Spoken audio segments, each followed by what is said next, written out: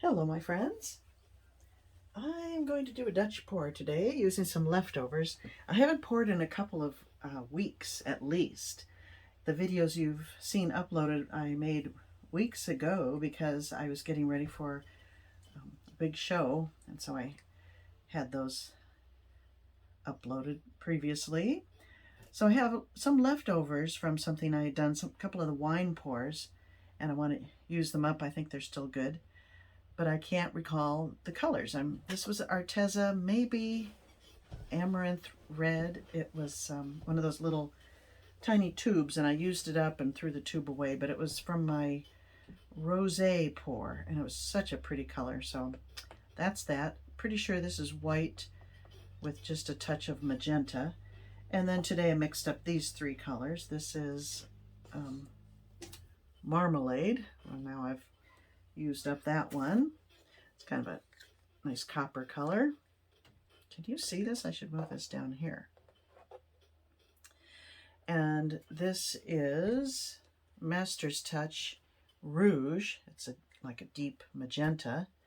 And then I had another one, kind of an orangey color, and I just didn't feel comfortable with it. So I wanted to add a fifth color, and I thought I would like to get darker. This was the darkest one, but I just felt for drama and contrast I needed something even darker than that. So I mixed some of this, 3 parts of this, and 1 part, I didn't want to add black. I added English brown in the Modern Masters and came up with this luscious deep purple, a warm deep purple color.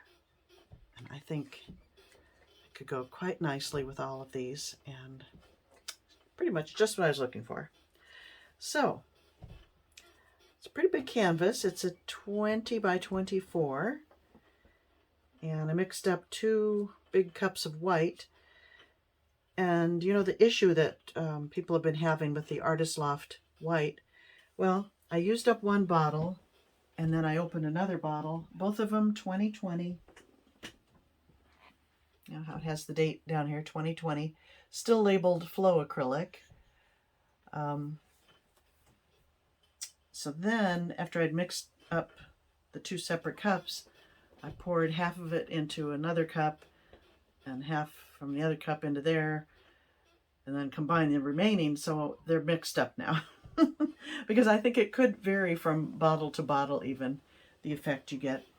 I don't know. I'm not unhappy at all with the look you get when it sells up, so I'm good either way. So it doesn't matter to me, but who knows what we'll get today. So let me get my canvas situated here where you can see the whole thing. I'll lay down the base coat, and then we'll be back.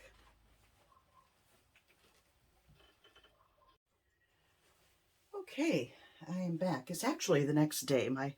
I got distracted last night by a marvelous dinner my husband made, and then I had to clean the kitchen, and I just didn't feel like coming back in here after that. So here I am. I've laid down my white base coat, and I know there's a glare from my lamp. I moved it around, can't figure out how to get rid of that. So you'll have to live with that. I apologize. I did figure out finally, after a year plus, that I can zoom up in my camera to get the whole canvas in here. So that's a plus. I did get a new phone, so I don't know. I hope it works well. It's probably, I'm going to stop talking. No, I'm not. I do want to mention real quick before I start that I'm calling this a Dutch pour, but one of my new viewer has remarked more than once that it's not really a Dutch pour because I'm not adding more base coat around and blowing it over before I blow it out. And technically, yes, that's true. Also, if we're going to be technical about it, the original Dutch pour by Rinska only uses water as her medium.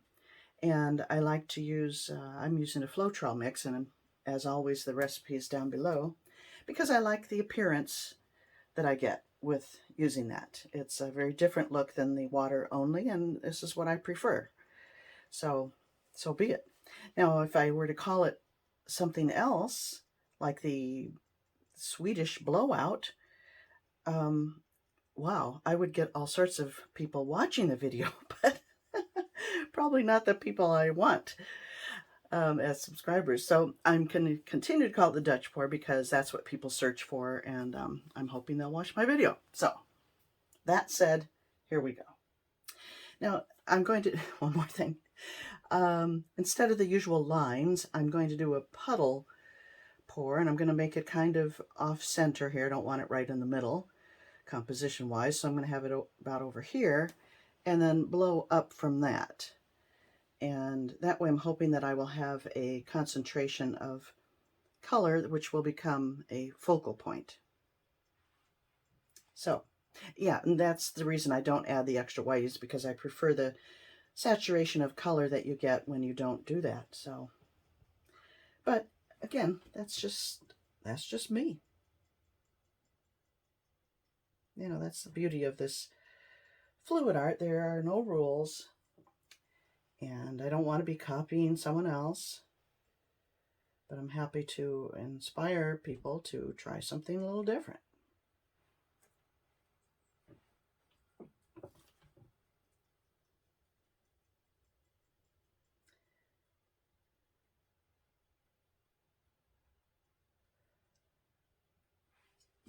And now for these lovely kind of plum colors.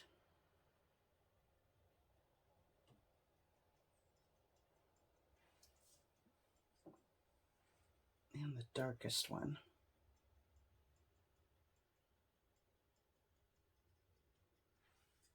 Now, because I'm afraid of that, I'm going to add a little more of this medium tone one.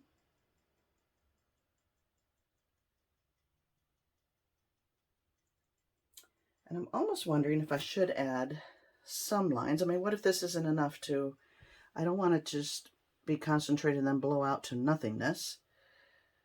Just trying to visualize what that might look like. I'll do it. I'll blow this out, and then I'll have to nerve up and add more color if I deem it necessary. So, okay, here we go. Hairdryer set on cool and high.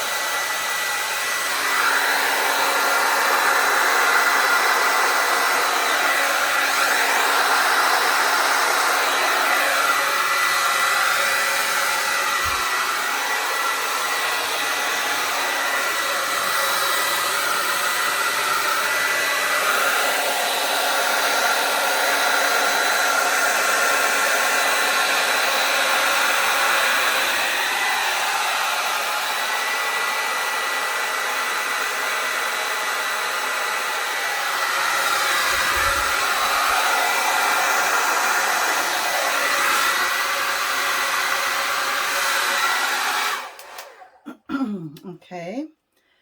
I'm not sure how I feel about that. Parts of it are very pretty. Oh, I want to maintain some negative space. I'm happy with that and that, but it's off balance. What to do? If I blow what I currently have on here this way, it's really going to get washed out like this. But maybe that wouldn't be bad. I'm going to do it. I'm going to start here and go that way. All right, here we go.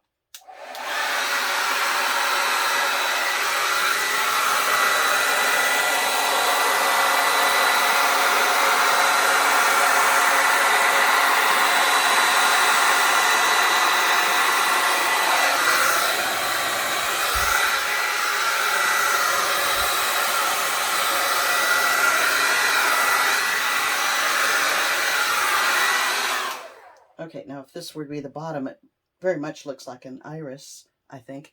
But that line is too straight, so rather than use the hair dryer, I'm pleased with the shape of all these other things, and this is okay, but this is just too straight. So I'm going to take a straw and just reshape that edge a little bit.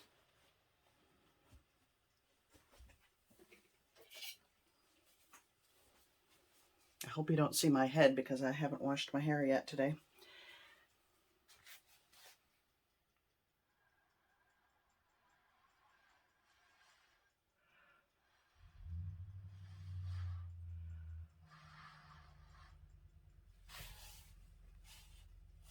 Okay.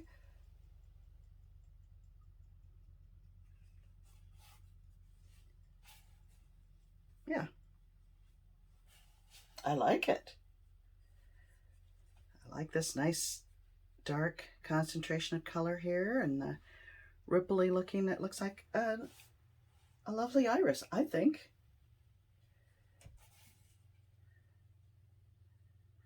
I could, do a little brush work when it's dry to really make it look like one with the center kind of thing and add some beards, but I probably won't because I think on its own it's already looking sufficiently like that. I gotta get in here again.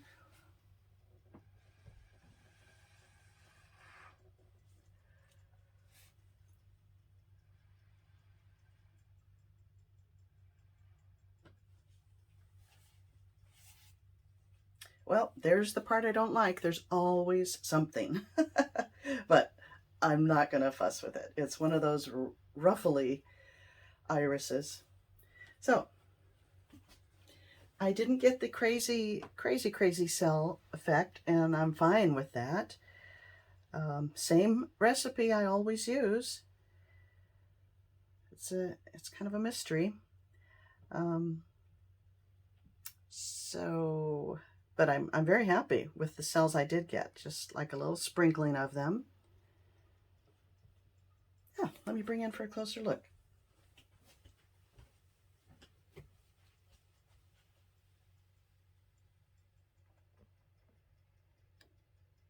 Oh, you didn't get to see the whole thing. I guess my camera kind of weighed down. Let me pull it up so you can see. Maybe the camera went to sleep, and I guess I have to do that every time, is zoom out a bit.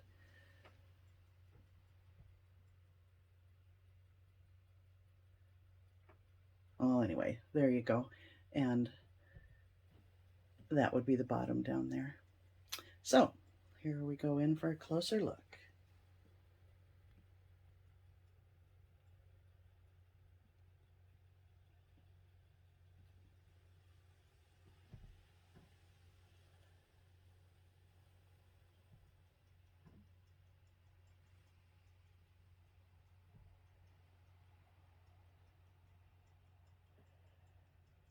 I like this little section over there, those little dots of cells, which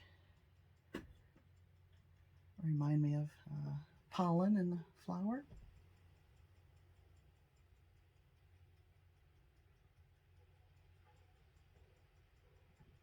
Yeah, and that color I mixed, I'm very pleased with that. Gave a nice contrast. So, there you have it.